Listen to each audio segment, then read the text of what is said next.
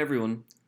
So, a couple of housekeeping concerns. I will be done catching up on grading tomorrow or day after, and those grades will be put up on the La Lima Dropbox.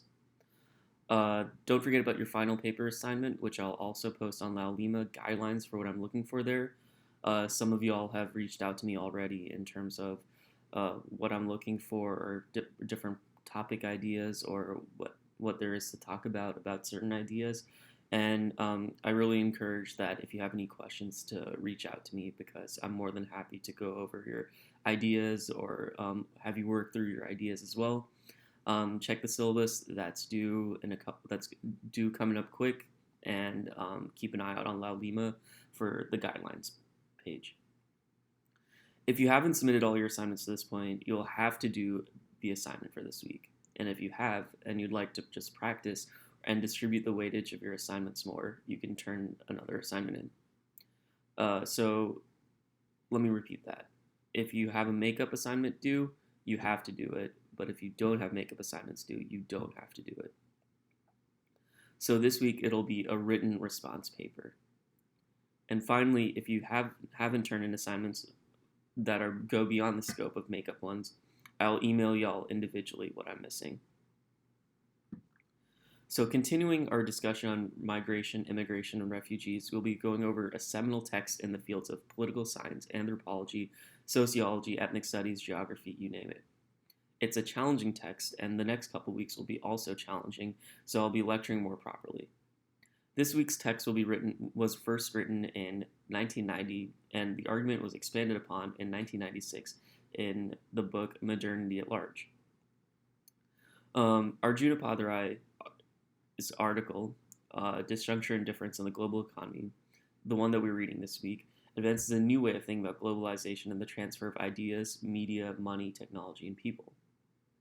Well, you might be wondering, why are we reading something from 1990? I hope in reading this week it'll build upon what you heard and saw last week, and in general is a more prescient look at the state of our world in 2019, I think. So in 1990, there were two parallel discussions happening, though I think Appadurai and I think would say that these are two scales of several scales of discussions happening around the same thing. But for this purpose, I'll be focusing on the ones that were occurring in academia and in the everyday discourse. The discussions that were occurring in academia were centered on the fall of the Berlin Wall and at the end of the Cold War. Folks were wondering whether it was more than just the United States that won, if, beyond a strictly state-based view of politics and sense, American ideals had won.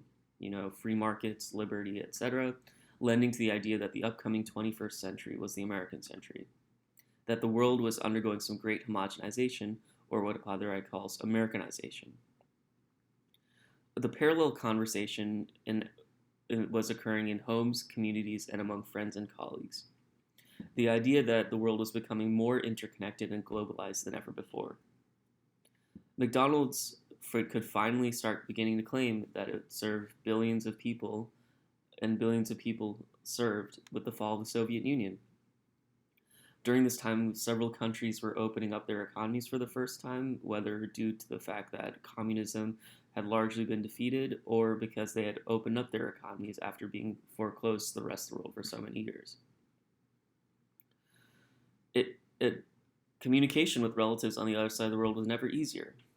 It felt like, with these increasing connections, the world was getting smaller. Both academics and people reached the same conclusion that the world was becoming more homogenous, especially in the U.S. America would lead the world in the 21st century. Now, that's not to just take the America-centric approach. Abroad, there are similar issues at play in countries such as India. In 1991, this country opened up to the world economy for the first time, and in so doing, homogenized its own identity either through branding or through government nationalism. And India is just one example. He talks about other examples in the text. So a little bit of background about the author. Arjuna Appadurai is the Goddard Professor of Media, Culture, and Communication at New York University, where he's also Senior Fellow at the Institute of Public Knowledge. He also serves as honorary professor at the Department of Media Communication, Erasmus University Rotterdam, and the Tata Chair Professor at the Tata Institute for Social Sciences, Mumbai, as well as a senior research partner at the Max Planck Institute for Religious and Ethnic Diversity, Göttingen. And a little bit more about him that you know isn't said in his bio that I think is provides some insight into who he is as an academic is he's actually a trained anthropologist and got his start in academia writing about how we value commodities and specifically food commodities through the lens of food cultures or through the lens other lenses as well. So he's been talking about globalization and the impact of culture on commodity for several years now, and this at the time was sort of like his breakthrough, but he had been talking about similar subjects for a while now. What makes Appadurai's intervention in this article is important for the study of migration, immigration, refugees because he presents a different way of looking at this shifting global landscape. Instead of seeing homogenization as a given or inevitable part of this thrust of the global economy, he sees ample spaces of what he calls scapes that rely on disjuncture and difference as the conditions of their possibility instead of homogenization. Think about it from like a creativity or imaginative standpoint in how we conduct research or inquiry, either in the social sciences or beyond. Now, it's easy to claim that everything is the same or everything resembles itself or there's no differences or no unique characteristics of things that are worth studying, looking into, or looking to the cause of. And when I first read this essay in undergrad, it was actually this that made me so excited to read it because, oftentimes in academia we try to find the easy answers, or not we, but some people will try to find the easy answers and try to find like what's the most convenient response to a question posited. But instead, this opens up a plethora of possibilities of how to answer questions because difference is multiplicative, whereas homogeneity is more reductive. And instead of relying on reductive answers to these big questions, I hope that this provides an example of how to do social science research, but also how to do interesting social science research where it's not just reductive or it relies on polemics, but instead it opens up new horizons and possibilities for research and understanding phenomena. And I want to repeat that the article is difficult. There are several big words that he uses that you'll have to rely on in the dictionary to understand whether it's digital or physical, and you still might not understand what he's saying. But so I just want to clarify that this is as much an exercise in reading academic literature as it is to understand what he's talking about. So I'll just give you a couple tips, 3 tips, right off the top of my head as to how to approach it. The first thing is read slowly and read with intention. So just there's no amount of how slow you need to go in order to read it or understand it. You should just go on your pace so that way you understand it the best. And there's no shame in to go piggyback off that. There's no shame in having to look up whatever words you think are necessary to look up. The whole point of academic writing, unfortunately, is sometimes that even familiar words can become unfamiliar. So it's good to look up to see exactly what the word means, maybe on the third definition, not just the first definition, to see how it fits. And sometimes the word is used in a different way, so that's why you got to use context clues. But there's no shame in having to do that. And then finally is, nothing is too stupid. And I learn and get something new from a text every time I read it that I may have missed the first time I read it, or the second time, or the third time. And this text is no exception. So if you don't get it the first time, that's totally fine. And if you have time or the opportunity to, I would read it again in the future, so that way maybe you understand it better. So don't think you're stupid because of that. So in the text, there are 5 scapes that he defines. The first one is an ethnoscape, which he defines as, by ethnoscape, I mean the landscape of persons who constitute the shifting world in which we live. Tourists, immigrants, refugees, exiles, guest workers, and other moving groups and persons constitute an essential feature of the world and appear to affect the politics of and between nations to a hitherto unprecedented degree.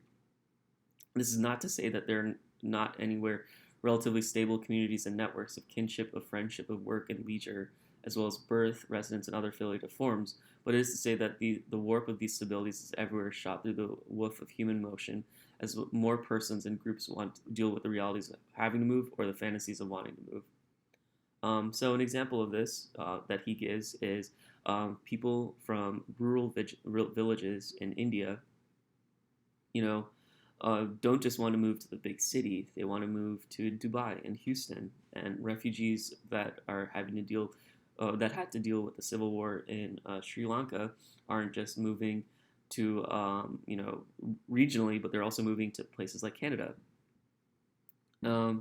So, you know, you can see already why, he's trying to say that, this is the new normal, where communities are built, and diasporic communities in particular are built all over the world because people are moving from place to place with increasing ease. And he says this is like our new normal and that we should accept it because people's imaginations are being broadened, like the horizon of their imagination being broadened, just as like the means for them to actualize their imaginations are also being broadened. I would also say here that, he talks about tourists, immigrants, refugees, exiles, and guest workers. And I guess I'll expand upon it more in the next section. So the next example that he gives is the technoscape, which is the global configuration, also ever fluid of technology, and of the fact that technology, both high and low, both mechanical and informational, now moves at high speeds across various kinds of previously impervious boundaries. Many countries are now are the roots of multinational enterprise. A huge steel complex in Libya may involve interests from India, China, Russia, and Japan, providing different components of new technological configurations. So this Libya argument is interesting because it reminds me a lot of the situation in Mauna Kea.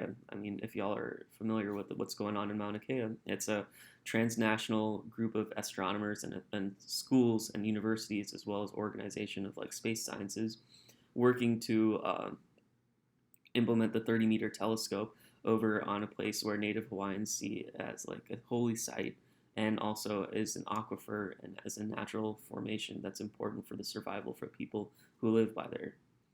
But because of this increasingly globalized economy, you see these more not clashes, but you see these sorts of not juxtapositions either. You see these sorts of conflicts that exist because technology is able to move fast with indigenous people and with people who live locally, that because sometimes things get too easy to move around, sometimes either because of indigenous lifeways saying that not here, or because of people more reactionary saying that being wary of technology. I think those are two separate issues. It's not that indigenous people are anti-science; they're more wary of the fact that things are much easier to move all over the world, and yet they choose to put the 30-meter telescope on a holy site. And then you have the flip side, which is reactionary people who are afraid of technology in the first place. But it's causing, like he said about affecting policies in the ethnoscape, this also affects policies because of the technoscape. He also says this has to do as much with this is as much a labor issue as well. So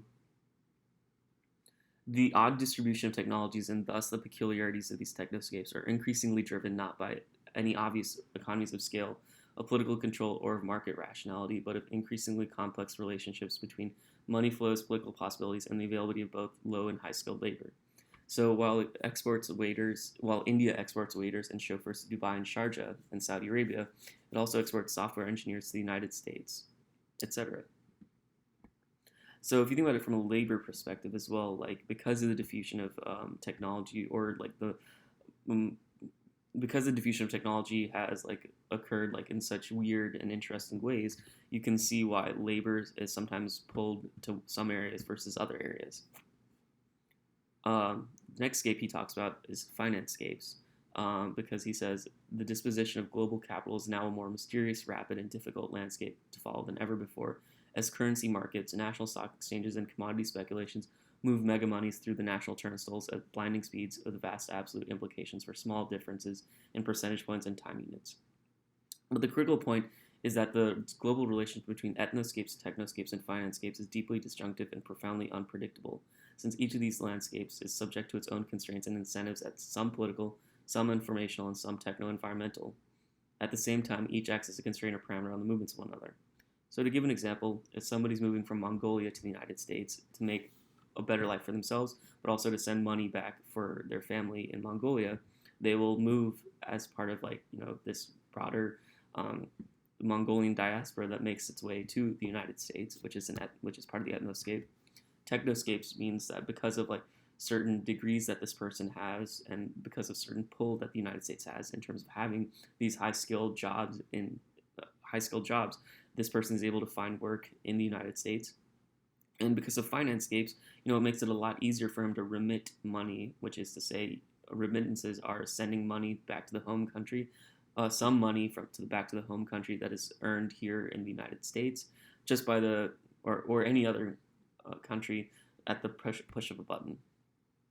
What I'm trying to say and trying to echo here is that these issues are fundamentally interconnected, even the scapes themselves.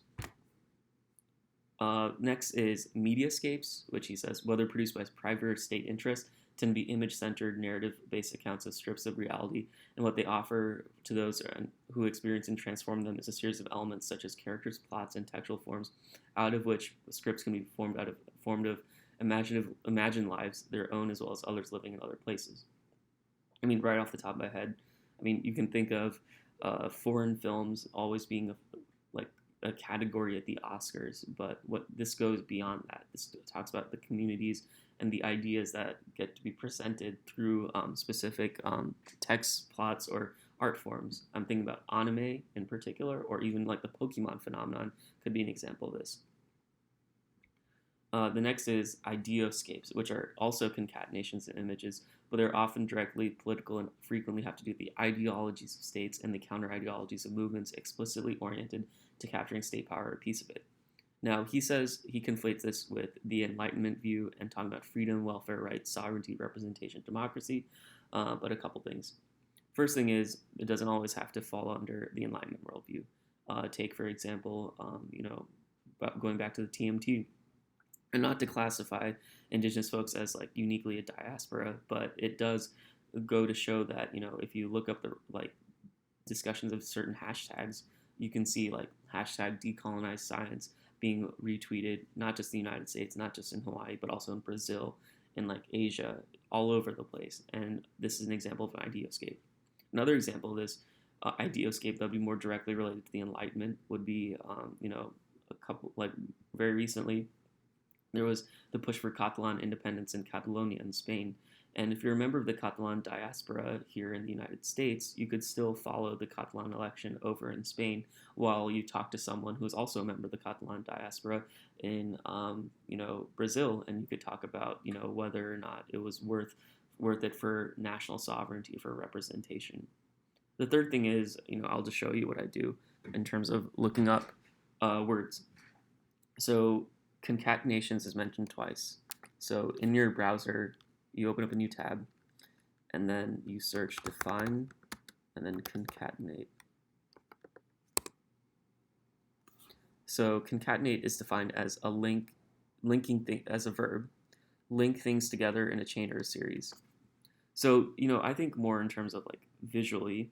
So the fact that it's a concatenation, which is linkages, not a mashup of all these things coming together such that they're indistinguishable from one another, but a linkage of ideas, terms, and images that are tied to a certain, scape makes it a lot easier for me to be able to disaggregate those things and look to see, okay, well, what ideas are we talking about here? What terms are we talking about here? What images are we talking about here? Instead of, like I said earlier, about the easy answer, which is everything is mashed up together and we can't find out the specifics about each. So, even more examples. We can talk about last week's readings. Last week's readings dealt with, the experiences of diasporic communities from across the ocean, but having to deal with similar experiences of police profiling, of federal profiling, of TSA, racial profiling, and the sometimes unfortunate and not so pleasant experience of flying at airports. And this goes to show that because of these scapes, diasporas are able to finally use technology to talk about these things and come together, whether it's an Oxford educated son of Pakistani immigrants or a Wesleyan educated son of immigrants from Queens, from Indian immigrants.